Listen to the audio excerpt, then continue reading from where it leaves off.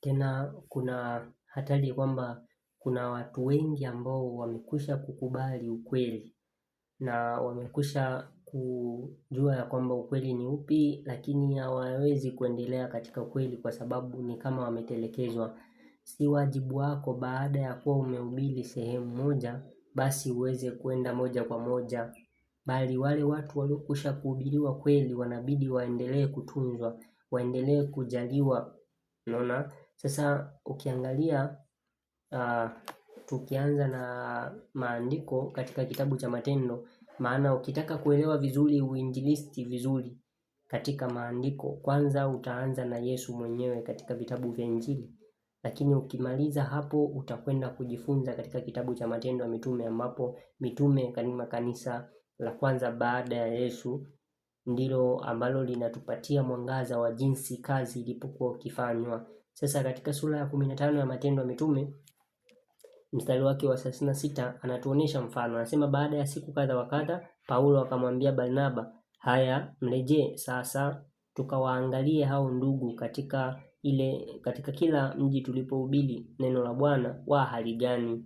Kwa hivyo baada ya kuwa walihubiri wakahitajika kuweza kurudi katika ile miji kujua wanaendeleaje. Ndio maana katika sehemu nyingine anasema nilitaka kuja kwenu ili kukamilisha madhaifu ya imani yenu. Kwa hivyo walitakiwa kuweza kukamilishiwa masuala fulani katika imani, maana maisha ya imani ni maisha ambayo kwa kweli ni maisha magumu sana, yanahitajika kuweza kujitoa na changamoto ni nyingi. Wanahitajika watoto wa Mungu kuweza kutiwa moyo sana.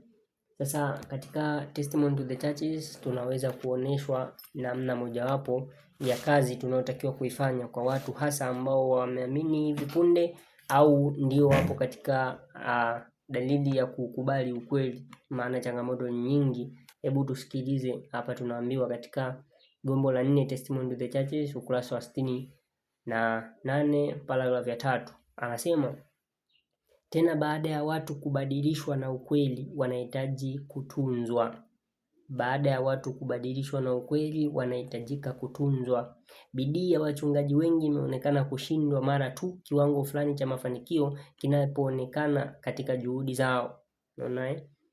Hawatambui kwamba hawa wapya walioongoka wanahitaji matunzo, uangalizi, msaada na kutiwa moyo. Hawa hawapaswi kuachwa peke yao. Mawindo ya majaribu yenye nguvu zaidi ya shetani yanahitaji kuelimishwa kuhusu majukumu yao. Wanahitaji kuelimishwa kuhusu majukumu yao, kushughulika kwa fadhili, kuongozwa pamoja na kutembelewa na kuomba pamoja nao. Nafsi hizi zinahitaji chakula kilichogawanywa kwa kila mtu kwa msimu unaofaa. Kwa hivyo wanahitajika wasiachwe peke yao, waweze kutiwa moyo, waweze kuongozwa na hata kwenda na kuomba nao pamoja, kuwatia moyo, maana safari kwa kweli ni ndefu sana lakini ni ngumu, inahitajika kuweza kutiwa moyo. Basi Bwana akaweze kutubariki na kutusaidia katika kuwatendea hawa, maana makosa mengi hufanyika ambapo watu huwahubiri tu watu na baada ya kuwahubiria basi wanawaacha vile vile. Hii haitakiwi kukaa hivyo, wanatakiwa waweze kujulishwa